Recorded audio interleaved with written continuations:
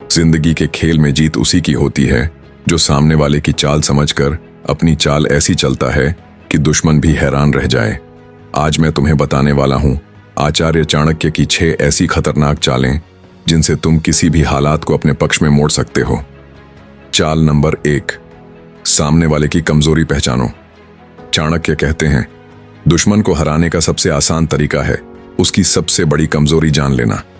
जब तक तुम उसे समझोगे नहीं, उसकी कमजोरी पर प्रहार नहीं करोगे, जीत नामुमकिन है। इसलिए सामने वाले को ध्यान से देखो, उसके स्वभाव, उसके शब्द और उसके कर्म सब तुम्हें रास्ता दिखाएंगे। चाल नंबर 2, अपनी ताकत छुपा कर रखो। कभी भी अपने असली पत्ते सबके सामने मत खोलो। चाणक्य कहते हैं, अगर तुम अपनी ताकत जाहिर कर दोगे तो सामने वाला बचाव की तैयारी कर लेगा। चालाक वही है जो सही समय पर अपनी शक्ति का इस्तेमाल करे। चाल नंबर 3, समय का इंतजार करो। जीत हमेशा उसी की होती है जो सही समय पर वार करता है।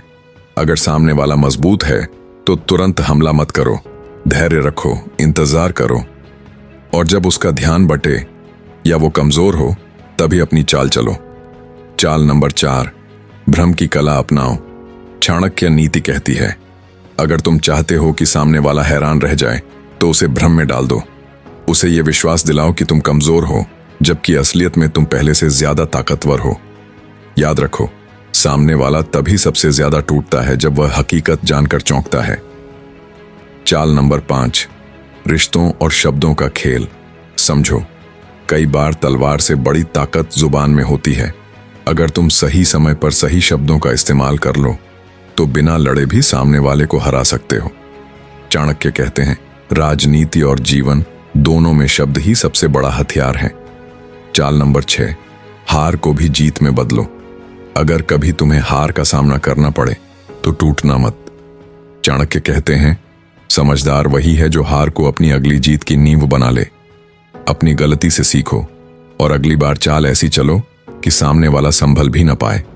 याद रखो, जीवन कोई साधारण खेल नहीं है, यह युद्ध भूमि है, और इस युद्ध भूमि में वही जीतता है जिसकी सोच गहरी हो, जिसकी चाल खतरनाक हो। तो इन 6 चालों को अपनाओ और देखो कैसे तुम्हारे सामने हर विरोधी हैरान होकर गिर जाता है।